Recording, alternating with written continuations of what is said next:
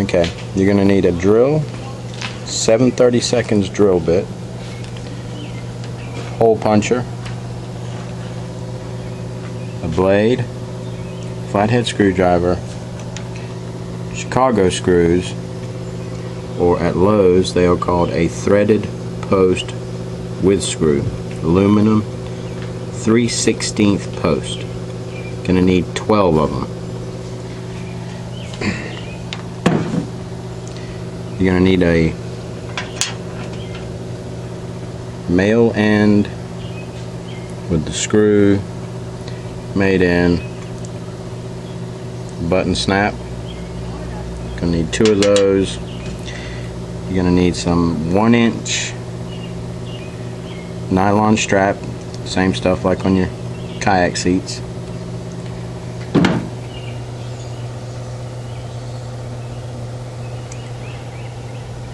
A saw,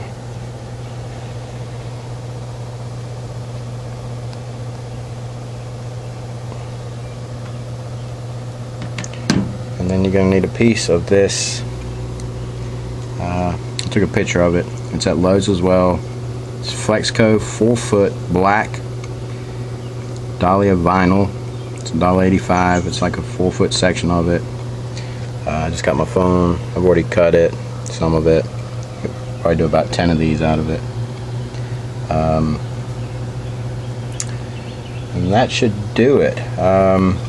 Hopefully I'll mention some of the other stuff in a bit. Alright, for you guys, I'm going to do this with one of these. We are going to cut our lid with a regular wood saw. Because not everybody has a miter cutter, so we're going to do it. Alright. So here we go, but I want to make a couple quick notations. Make sure you cut the right side of the lid, or John and Josh are going to make a killing off lids. The correct side that you're cutting off, it's got the little fish, little centimeter and inch markings on the fish. This is the back side, or I should say more towards the front of the boat, because you can't just cut either side, because you know the lid, it doesn't switch around. It only goes one way. So make sure you mark the right side and cut it. Okay, the other notations, I took and took a permanent black marker, and you have to find the exact center point of this space between here. The cleaner you can make this cut, the better this whole little project's gonna go. So it's a perfect dead center cut. I mean, it's even got a little, I guess, from the molding mark, so it's pretty easy, but I think it's about 1 inch and just a little over 1.5 inches wide. It's like 6/8 or something like that, 1 inch and 6/8. So just find your middle, make a good mark, and basically take your time if you're having to use one of these. If you got a miter cutter, it's quick and easy, but I'm gonna do it with this just so we know we can do it with the wood saw. All right.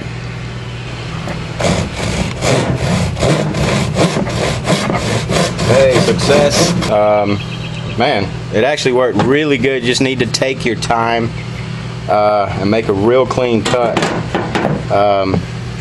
You're going to clean off all your rough plastic. But man, that's that's actually better than using the miter cutter. Just start out slow. Yeah, probably took less than 60 seconds. Took less than 60 seconds. I like it. That's clean. That's clean. Okay. Now we're going to go to drilling the holes so we can mount the rubber piece. This DIY project's brought to you by Foster's, the beer for kangaroos. Cheers. Alright guys, I just pre-drilled my holes in this part. It's exactly 2 inches apart. We need 4. The one thing you got to be on the small side, we got, I guess, these just from the mold. You got these, like, I guess, flanges or whatever. Make sure you're far enough back that this Chicago part, the screw part, can sit in there flat. I'm going to show you. I got a little too close on this side. I'll do a little other DIYing here in a little bit. DIYing. See, it's not going flush. So just keep an eye on that on this side. Basically what I did after that, okay, once I got these nicely spaced, 1, 2, 3, 4, all I'm going to do, I'm going to take my marker and just pretty much come straight across from them so we can keep some kind of uniformity going across here. So I've already got these pre-marked, and we're trying to center them in this little space. So you want them pretty, you know, as centered as you can get it. This side you don't really have to worry because the vent kind of narrows, these little guys. So these will be fine when you drill these holes. Just on this side, be careful, you know, just trying to keep it uniformed, but we need 4. You probably could just go center, center, center, but that gives you such a wide gap in here. I like to keep them as even as possible. So these are actually 2 inches apart all the way across. And then, like I said, I'll say it again one more time. You know, then you just kind of mark straight across from these. So I'm fixing to drill these ones out, and I'm going to show you how to make this little guy, which is the actual rubber part that mounts them together. All right. Good. All right, guys. All right, this is our little plastic piece. I've already cut this one all up. I've made 2 or 3 of these. You basically want to cut yourself a piece that's going to be about 11 inches, which is a little, it's going to be a little over the sides, and you'll cut that off a little later, but just make sure you give yourself a little extra. So it's going to be 11 by 1.5 inches. And it's very important that you get this little guy right. 1.5 inches is exactly what you want, because what happens here is when we put this together, you know, once we put everything together, if you're any wider than this after you've cut everything out, see, that just fits in between that space perfect. If you're any wider than that, what happens is when you start screwing the Chicago screws in there, they buckle up, and just doesn't look good. So yeah, 1.5 inches by 11, and we'll cut the excess off once we get everything mounted. Okay, so, and all I did basically is that, you know, we just mark it off, blade it out as neat as you can, and I'm gonna say it again, 1.5 inches by 11. Okay, I'm gonna show you how I mark them. Basically, I'm gonna take this, just make sure I'm in the right area, make sure these are hanging over the side. I can just butt it up to that edge. And then all we got to do now, I'm going to take my marker, permanent marker, and I'm only going to mark a couple. And I'll mark the other ones in a minute. So I've got my marks. Get to use my handy dandy hole puncher. And I will tell you this.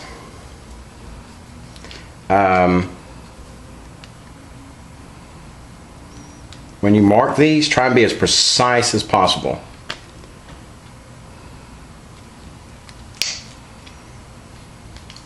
That's so handy. Okay. Reason being, if you get this off, this stuff's pretty heavy duty. You're gonna have fun trying to mount them. You're not gonna pull this and stretch it over. So, and these guys are so cool. So these are the Chicago nuts. They're so, it lays flat. Just pop it through there. See over here, and it fits exactly perfect. I think they're, what did I say, they're 3/16. No, is that right? 3/16.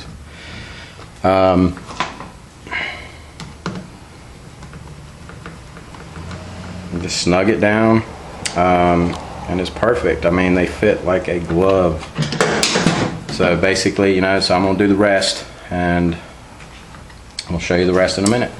All right, this is the this is a pretty important part of the whole process. We're going to mount a couple right here on the side of your front piece here, the long piece. They're going to go right here on the side. Also, just want to show you. See how these lay flat? That's why these work good, because you know your actual tray in the kayak, you know, has to sit up in there in these grooves, these 2 slots on the outside. That's why you can't use rivets. Found that on early in the making of these things, but this lays flat, it's perfect, works good. But this is a very important part. We're only mounting the Chicago screws on this piece on the sides right here. So I'm fixing to do that. There'll be one here and one here, but it is on your big piece. We will not mount anything here, because that is what allows it to actually hinge and move up. If you mount them on both sides, you're not going to move it. So okay, well, I'm gonna knock that out so you can see it, and we'll go from there. All right, we got these side ones mounted on your big piece, so it's a total of 6 of them. Just make sure you pull that kind of tight when you use your marker to mark that on the inside, and mark it and punch it. Same, same thing you've been doing. So that's done. We'd already done all our holes earlier. So now I'm gonna do this piece. We kind of want to do that one side so we can get this all nicely lined up under here. Push tight together. And then we're gonna make us a couple marks.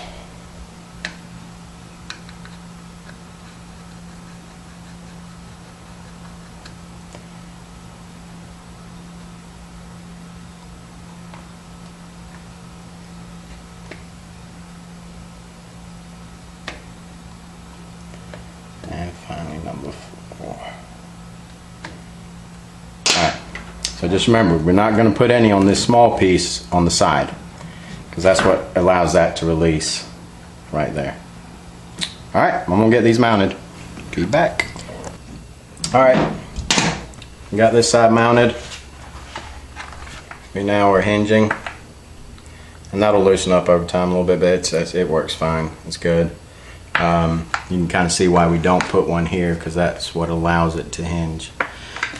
Cool thing about this is if this piece does wear out, that big piece you get when you buy it, you'll be able to make you a couple hundred of them. Alright, and this was what I was talking about, how it overhangs.